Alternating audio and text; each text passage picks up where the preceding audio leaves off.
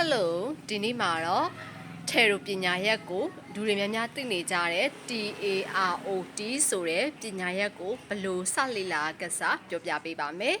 ပထမဆုံးအနေနဲ့88ကတ်ကိုလေ့လာမယ်သူတွေကိုဦးစားပေးပြီးတော့ပြောပြပေးပါမယ်ပထမဆုံးအနေနဲ့ဒီမှာဆိုရင်ညင်တို့9ပုံပုံလိုက်မယ်ကတ်ကိုဝယ်လိုက်တာနဲ့ပထမဆုံးဒီ9ပုံမှာဆိုရင်ဒီဓာတ်တွေဆိုရင်ဓာတ်တွေကြည့်ပဲအုပ်စုလိုက်တစုနောက်ခွက်တွေဆိုရင်ခွက်တွေကြည့်ပဲအုပ်စုလိုက်ဒီမှာဆိုရင်ပန်တီကဲဆိုရင်ပန်တီကဲကြည့်ပဲအုပ်စုလိုက်တစုနောက်ဒီမှာဆိုရင်1ဆိုရင်1နေကြည့်ပဲအုပ်စုတစုနောက်ညီတို့ဒီမေဂျာ22ကန်းဆိုတဲ့ဥစ္စာလေးကိုအုပ်စုတစုဆိုပြီးတော့အုပ်စု5စုဒီလိုလေးခွဲထားပေးပါမိတ်ဆွေတို့အနေနဲ့ခုနကအုပ်စု5စုကိုခွဲထားပြီးပြီဆိုရင်တော့အလွယ်ကူဆုံးဖြစ်တဲ့ဒီခွက်ပေါ့ခွက်ရဲ့အခြေအနေကစပြီးတော့လေ့လာပေးပါ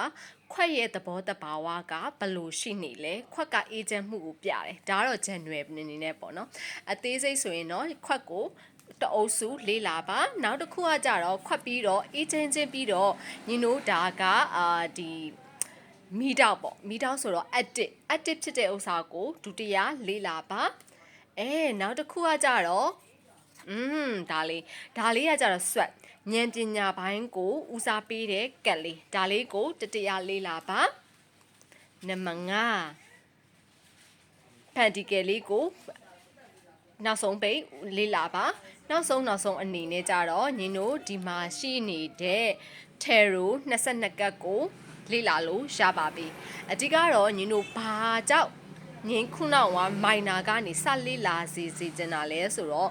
ပေါ့ပပလေးဖြစ်တဲ့ကိုနဲ့အနီးဆက်ဆုံး daily use ပေါ့တုံးလို့ရတဲ့ဟာကနေစလိုက်တဲ့အခါမှာမိတ်ဆွေအနေနဲ့ပို့ပြီးအဆင်ပြေလာလိမ့်မယ်ဒါဆိုရင်ခွက်ကိုကြီးလိုက်တာနဲ့ပထမဆုံး agent ချင်းကိုအရင်စတင်ပြီးတော့လေ့လာရတဲ့အနေတိတ်ပဲလေးမို့လို့မိတ်ဆွေတို့လေ့လာတဲ့အခါမှာပို့ပြီးတော့ intuition တွေပို့ပြီးတော့ကောင်းလာဖို့ဆိုရင်တော့သိကြပါတယ်ဒီရဲ့အမွှေးနှမ်းတာလေးကိုအသုံးပြုပြီးတော့ဒီကိုလေ့လာနေတဲ့စပွဲပေါ်မှာ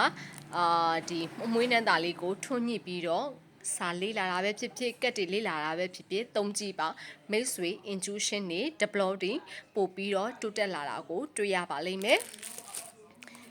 ဒီအုပ်စုလေးကိုလေ့လာတဲ့အချိန်မှာဆိုရင်တော့မိတ်ဆွေအနေနဲ့ဒီဟာလေးကိုထွန်းညှိပူဇော်ပြီးတော့လေ့လာကြည့်ပါပို့ပြီးတော့ idea ကောင်းတွေပို့ရလာတာကိုတွေ့ရပါလိမ့်မယ်နော်ဒါလေးတွေကိုရကျင်တယ်လိုချင်တယ်ဆိုရင်တော့